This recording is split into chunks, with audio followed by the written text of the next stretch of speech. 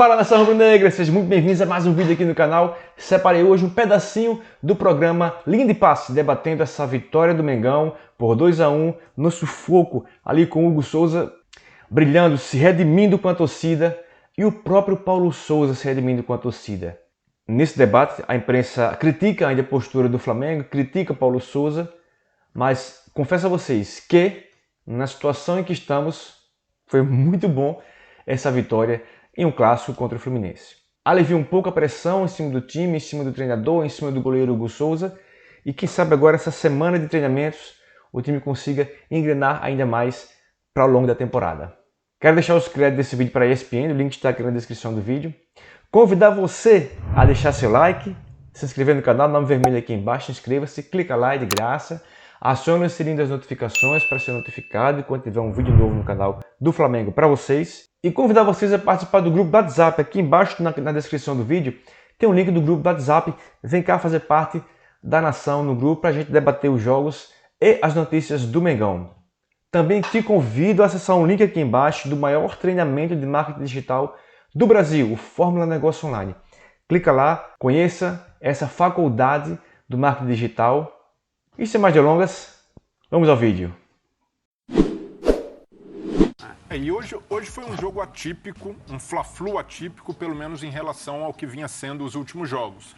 Com exceção do primeiro jogo da final, o segundo, aliás, que termina empatado, que o Fluminense tem um volume maior, geralmente era o Flamengo tomando iniciativa, o Flamengo com mais posse de bola, e hoje o Fluminense teve 62% de posse de bola, 17 finalizações no jogo inteiro, quase o triplo do Flamengo. Então foi um volume de jogo que desde o começo da partida o Fluminense já ensaiava. O Fluminense é melhor no começo, faz o gol merecidamente, uma falha de marcação do Flamengo. Acredito até que teve um pouco do Davi Luiz, que acompanha só a bola e não marca o segundo pau, sabendo que o Cano geralmente explora essa casquinha na área.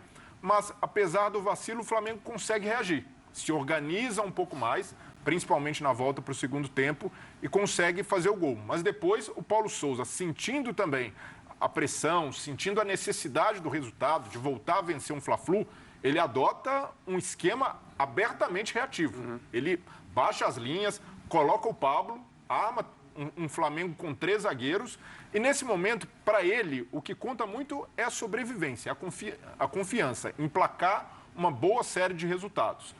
E, sendo pragmático, ele conseguiu alcançar o objetivo, mas foi um Flamengo que tomou muitos sustos. Flamengo que, não fosse o Hugo Souza, teria saído com a derrota do Maracanã. Tanto, né, Breli, que das 17 finalizações a que você se referiu, 12 do Fluminense foram no segundo tempo, quando o Fluminense teve 76% de posse de bola. Então, e o Flamengo teve uma finalização no gol no segundo tempo, que foi exatamente o gol. Então, assim, só deu o Fluminense ali em cima, buscando a virada, o empate. Que o Breiler comentou em relação à mudança de dinâmica desse encontro, porque nessa história aí dos últimos anos de clássicos, em que o Flamengo tem basicamente esse time, né? E o Fluminense teve diversos treinadores e mudanças de maneira de encarar o Flamengo, mas basicamente havia uma linha regular. A supremacia técnica nós não vamos discutir. Sim. Nós vamos discutir estratégia, nós vamos discutir eficiência, nós vamos discutir forçar erro, nós vamos, né? Mas do ponto de vista do Fluminense, não havia discussão sobre qual era o melhor time em campo tecnicamente. Claro. Hoje, depois desse jogo, eu não estou falando dos outros, estou falando desse. E é natural que mesmo que essa história de bons enfrentamentos inclua até o trabalho anterior do Diniz no Fluminense, com outro tipo de elenco, hoje, depois desse domingo, o que dá para dizer desse clássico é os times se equivalem tecnicamente. E isso é importante, porque no papel não há dúvida sobre qual é o melhor time do ponto de vista técnico. No campo há. No campo hoje dá para discutir. Então, acho que isso mostra duas coisas. Primeiro, o elenco do Fluminense melhorou sensivelmente. A aceitação desse elenco ao futebol, ao tipo de jogo que o Diniz propõe, tem sido muito interessante, muito, muito elogiável. E algo falta, o que não é novidade, a gente vem falando sobre isso desde o início do ano, algo falta no time do Flamengo do ponto de vista coletivo. Não individual. A comprovação do talento individual do Flamengo, que ninguém precisa querer discutir ou negociar, é o segundo gol. A jogada do segundo gol. Mas, levando em conta o que aconteceu no jogo, exatamente o número de finalizações, os números de posse de bola e principalmente o que o Fluminense tentou e conseguiu fazer com a bola para cima de um time que é melhor do que ele, sempre teoricamente, é muito interessante. E em que pese o placar, o Flamengo ganhou, não é um resultado injusto. André, mas o Fluminense equipara as coisas e a gente não achou que ia ver isso desde que o Flamengo montou esse time. Tem um outro parâmetro interessante para medir essa superioridade do Fluminense, é o número de passes. O Fluminense troca 500 passes, enquanto o Flamengo apenas 300. Até em relação a um Flamengo que não é encantador como em outros tempos, é um número baixo. O Flamengo geralmente consegue trocar mais passes, ter mais posse, envolver seus adversários. E hoje, pela proposta do Fluminense, foi não só de um jogo de mais controle, mas de mais intensidade física.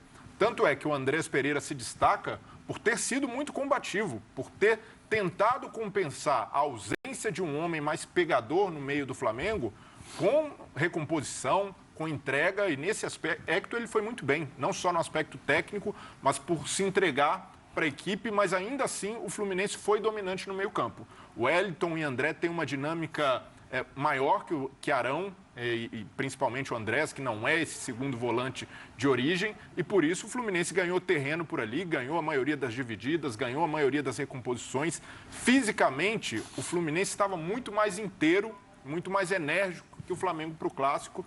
Isso fez a diferença. O André, por exemplo, provavelmente, na minha visão, ao lado do Hugo Souza, foi o melhor em campo, pela dinâmica que conseguiu dar ao meio do Fluminense. E tem também o aspecto das escolhas do Paulo Souza. Quando o Arão sai da zaga, ele se torna disponível novamente no meio-campo.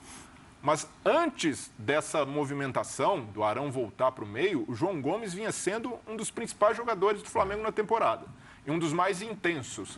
Você tira o João Gomes entra no meio de semana, no jogo da Libertadores, leva o amarelo, está suspenso, não joga o primeiro jogo das oitavas, ele segura o João Gomes no Clássico justamente diante de um time que já ensaiava com o Fernando Diniz ter mais posse de bola, mais intensidade. Então, para mim, foi uma escolha bastante questionável do Paulo Souza, pensando nesse jogo. O Arão pode ser titular, o Arão tem mais experiência que o João Gomes, mas para esse Clássico eu teria apostado no João Gomes para dar mais vigor, mais pulmão. E isso faltou em muitos momentos ao Flamengo, sobretudo no segundo tempo. A mexida dos três zagueiros, coerente para segurar o jogo, não era um bom dia para o Flamengo tecnicamente, em termos de organização. A Arrascaeta vai mal, mas ainda assim faltou esse jogador de mais pegada, de mais intensidade no meio-campo, para ajudar o Andrés Pereira, que fez esse papel, mas de forma sacrificada. O Arão é útil em determinados jogos. Para esse tipo de enfrentamento, com um adversário que gosta da bola, que tem um meio-campo forte,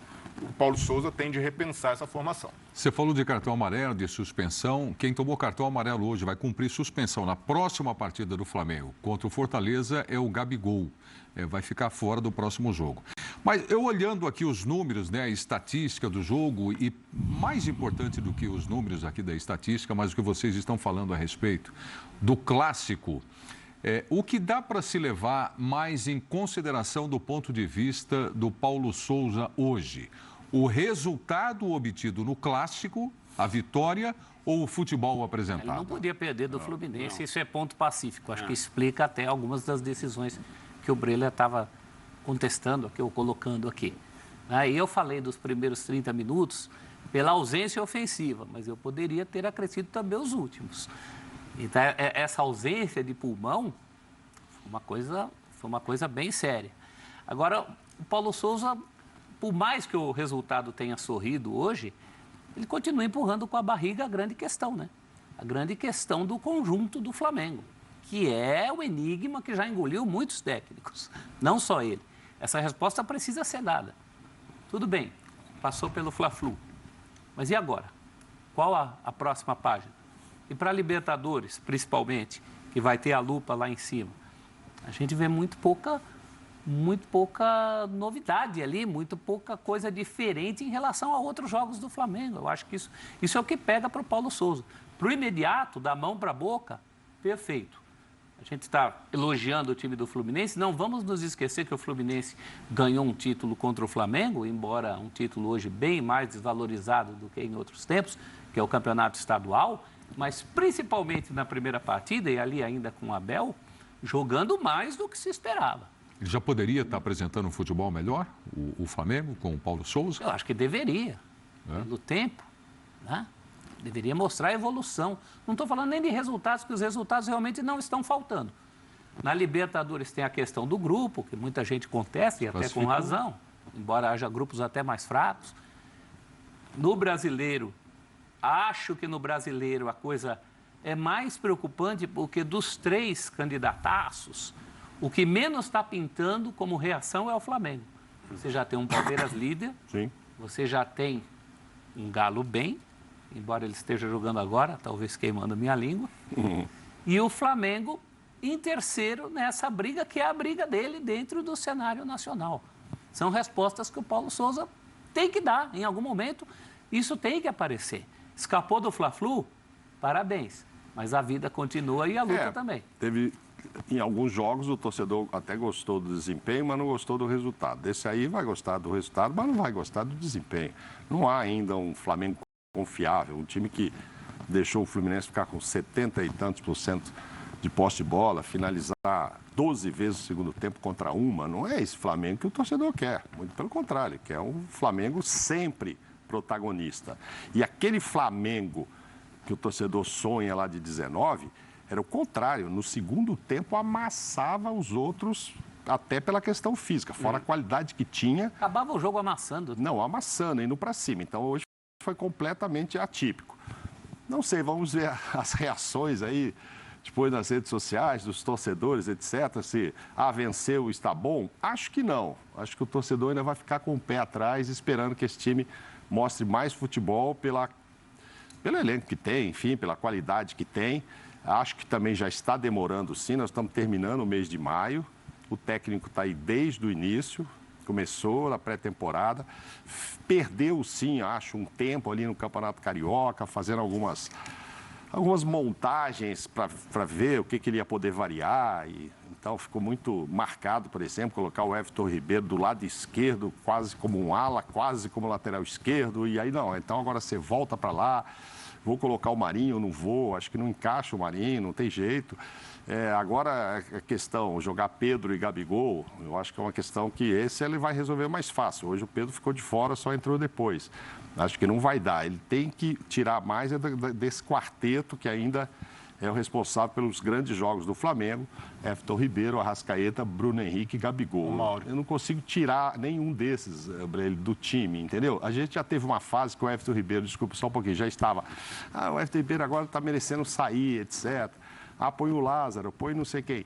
Mas o Everton voltou a jogar bem, foi responsável 2, 3 jogos, assim, pela melhor atuação até em campo, enfim. Então, eu acho que esse quarteto ainda é o ponto forte do time. Na defesa, não sei, hoje foi o Pablo que ficou de fora. Então, já teve outro jogo que foi o Davi Luiz. Vai montar com 3 zagueiros, Pablo, Davi Luiz, Rodrigo Caio. Teve muito problema, eu concordo que ele teve muito problema também com o departamento médico, nem toda hora ele tinha todo mundo à disposição, mas aí o tempo foi passando e ele fazendo testes. Só para te questionar, hoje era tão importante, e aí como ele tem que tomar decisão sobre alguns jogadores muito significativos ali, por mais que o João Gomes seja realmente uma promessa excelente, por mais que ele seja pegador, acho que ele ainda não teve coragem de tirar o Arão, entendeu? Pode ser que no futuro o time ideal deles até seja sem o Arão e o João Gomes mereça essa vaga. Mas hoje, eu vou tirar o Arão, tal, se a coisa não andar, vamos me questionar. E como é que é o Arão que está lá há tanto tempo nesse time vitorioso? Como é que vai ser no vestiário se eu jogo sem o Arão? Então, assim, eu acho que ali o menino não é no talento nem na importância. Perdeu no currículo do Arão pelo tempo que ele está lá. Mauro, eu até discordo de muitos rubro-negros que veem que o Arão tem que ser barrado, não serve mais, está velho. Para mim, o Arão é muito útil a esse Flamengo, mas dependendo do jogo é preciso mudar. Sim.